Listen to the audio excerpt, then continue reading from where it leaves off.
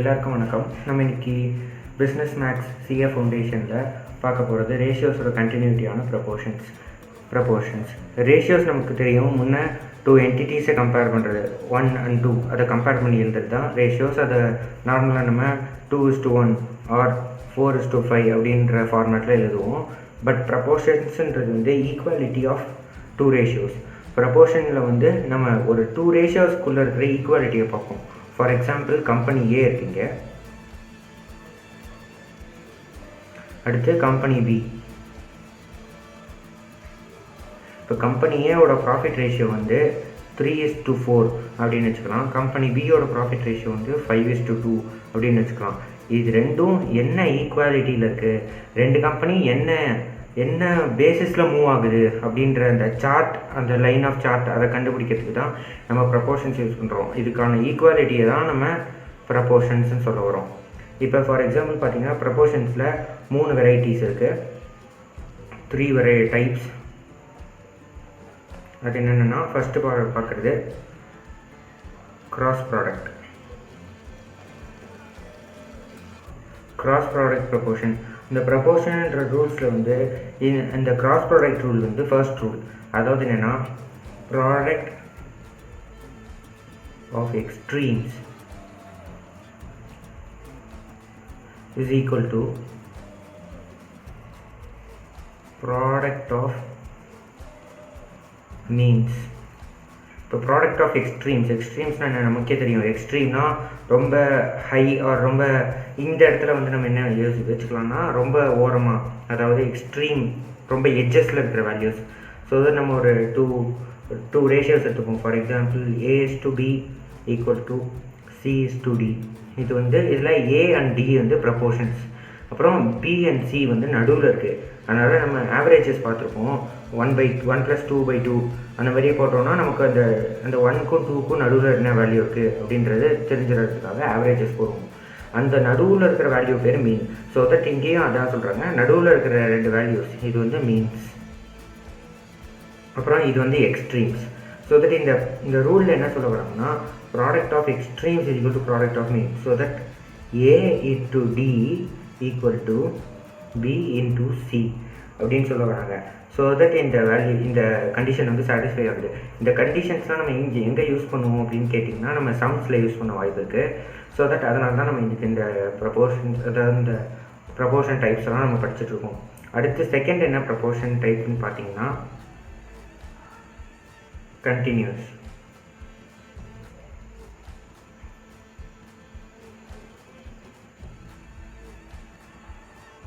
Continuous ப்ரப்போர்ஷனில் இப்போ வந்து நம்ம பார்த்தது 2 தான்.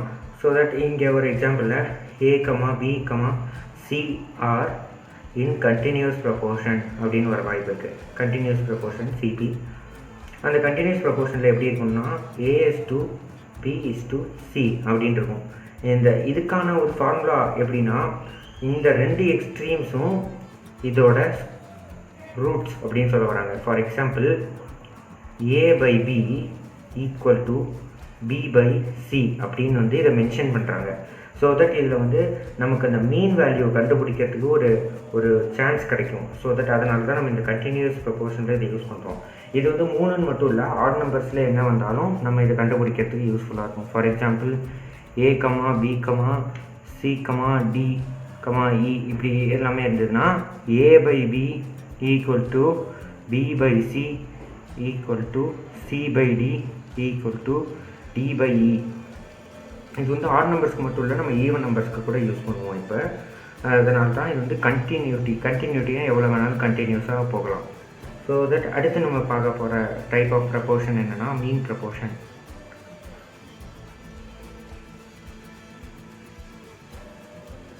நான் முன்னையே சொன்ன மாதிரி மீன் ப்ரப்போர்ஷன்னா என்னென்னா, நடுவில் இருக்கிற வேல்யூ அதான் நம்ம மீன்னு சொல்ல வரோம். A, B அதுக்கு நடுவில் ஏதாவது ஒரு வேல்யூ இருக்குன்னா அது வந்து நம்ம மீன்னு சொல்கிறோம். ஃபார் எக்ஸாம்பிள், போன எக்ஸாம்பிளில் A/B/C சொன்னோம், இதில் வந்து Bன்றது வந்து மீன்.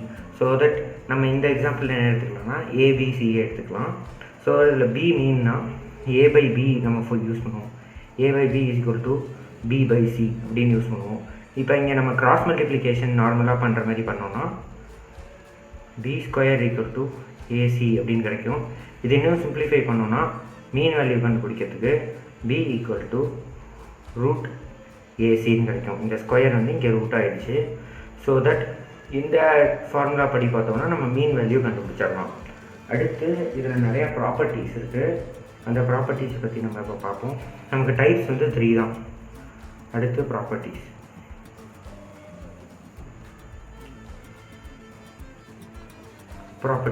ஃபர்ஸ்ட் ப்ராப்பர்ட்டி நம்ம பார்த்த மாதிரி கிராஸ் மல்டிப்ளிகேஷன், ஆர் அதை நம்ம வந்து கிராஸ் ப்ராடக்ட் ரூல்னு கூட சொல்லுவோம். முன்னே பார்த்தது தான்.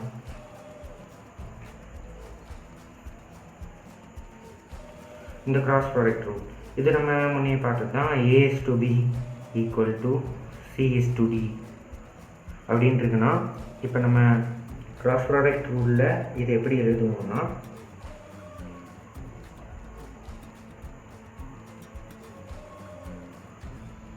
இதில் நீங்களே கண்டுபிடிச்சிடலாம். the multiplication of both extremes equal to multiplication of means. அதான் product of extremes is equal to product of means. இது வந்து first rule, cross product rule அப்படின்ற ரூலில் வந்து ப்ராப்பர்ட்டிஸில். இப்போ பார்க்க போகிற செகண்ட் ப்ராப்பர்ட்டி என்னென்னா இன்வெர்டெண்டோ.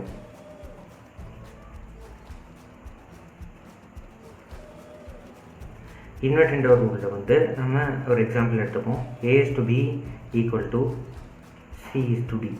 இப்போ நம்ம இதை வந்து இன்வெர்ட் பண்ணணும். ஸோ தட் இந்த நியூமரேட்டர் அண்ட் டினாமினேட்டர் அப்படியே இன்வெர்ட் பண்ணணும். இதை நம்ம நார்மலாக எப்படி எழுதுவோம், ரேஷியோஸில் பார்த்த மாதிரி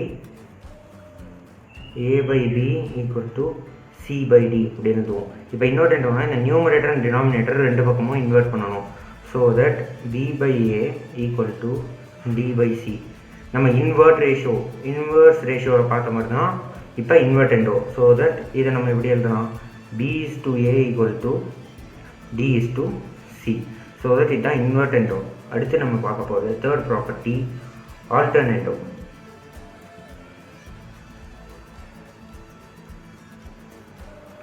ஆல்டர்னேட்டோவில் எப்படின்னா நம்ம அதுக்கு ஒரு எக்ஸாம்பிள் எடுக்கலாம். For example A is to B equal to C is to D. நான் ஏன் எல்லாத்துக்கும் A is to B and C is to D எடுக்கிறேன்னா, நீங்கள் இன்னொரு தடவை அந்த வீடியோவை பாஸ் பண்ணி இல்லை இன்னொரு தடவை நீங்கள் சேவ் பண்ணி பார்க்கும்போது உங்களுக்கு வந்து எல்லா எக்ஸாம்பிளும் ஒரே நம்பரை வச்சு பண்ணியிருக்கிறதுனால உங்களுக்கு ஈஸியாக தெரியும்.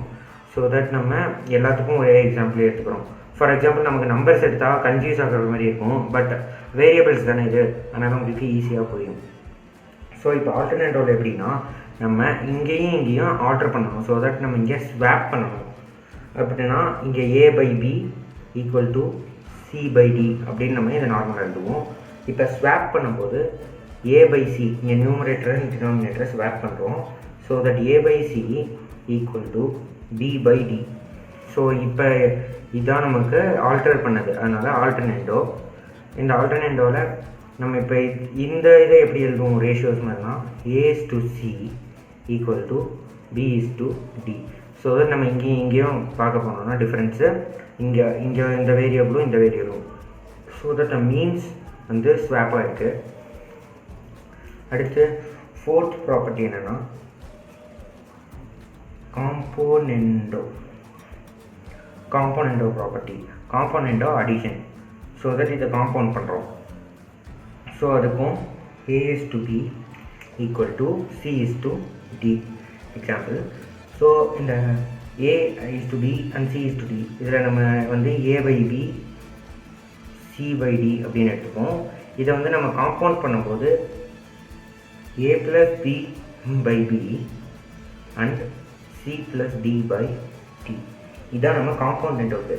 இது எப்படா இவன் பண்ணுறான் அப்படின்னு கேட்பீங்க. ஸோ தட் நம்ம இங்கே ஒரு எக்ஸாம்பிள் நான் ப்ரூஃப் மாதிரி காட்டுறேன்.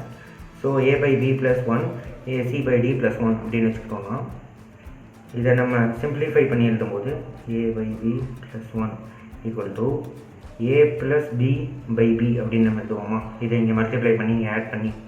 ஸோ தட் அதுதான் இதை நம்ம எப்படி ரேஷியோஸாக ப்ரெசென்ட் பண்ணுறோன்னா A plus B is to B. இதை நம்ம எப்படி ப்ரெசென்ட் பண்ணுவோம்னா A plus B is to B and C plus D is to D. இதுதான் நம்ம காம்பவுண்டோ. அடுத்து ஃபிஃப்த் ப்ராப்பர்ட்டி என்ன பார்க்க போகிறோம்னா டிவிடெண்டோ. காம்பனண்டோட அடிஷன், ஸோ அதான் டிவிடெண்டோட மல்டிப்ளிகேஷன்.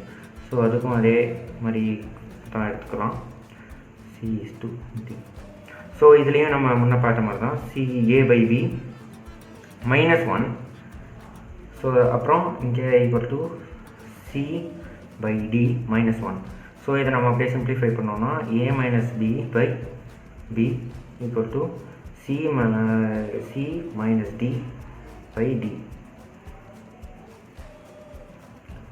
அடுத்து இதை வந்து நம்ம எப்படி நார்மலாக சிம்பிளிஃபை பண்ணுவோம்னா A - B is to B equal to C - D is to D.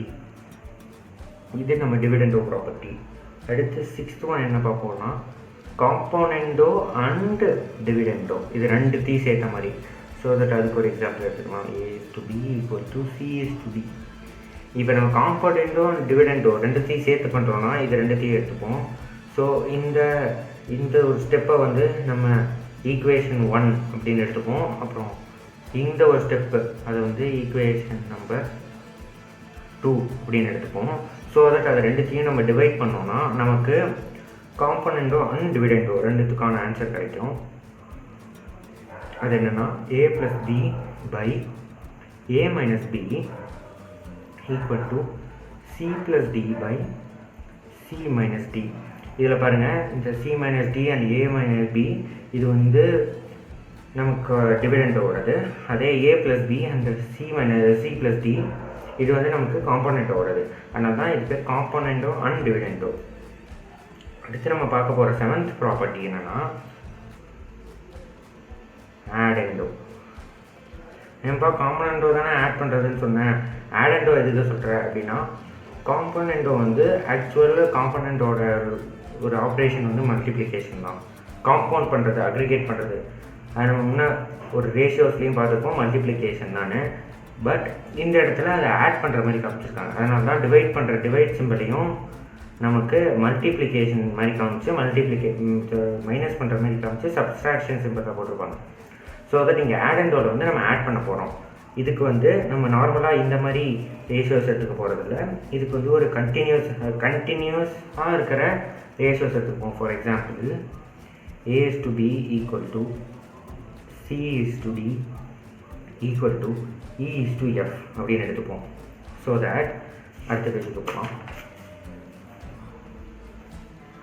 இந்த A is to B equal to அடுத்து C is to D equal to E is to F கண்டினியூஸாக போகுது. இந்த மாதிரி வச்சுப்போம். இதில் ஆடெண்டோ ப்ராப்பர்ட்டி மூலமாக நம்ம பார்க்கணுன்னா A ப்ளஸ் இந்த டேர்ம்லாம் எடுத்துக்கணும். A plus C plus E plus அப்படின்னு சொல்லி இதெல்லாம் ஒரு இதுவாக வச்சுக்கிட்டு அடுத்து D plus B plus F அப்படின்னு சொல்லி இதெல்லாம் ஒரு ரூமாக ஆட் பண்ணி இதை நம்ம ரேஷியோஸில் போடுவோம். இதுதான் நமக்கு ஆடெண்டோ.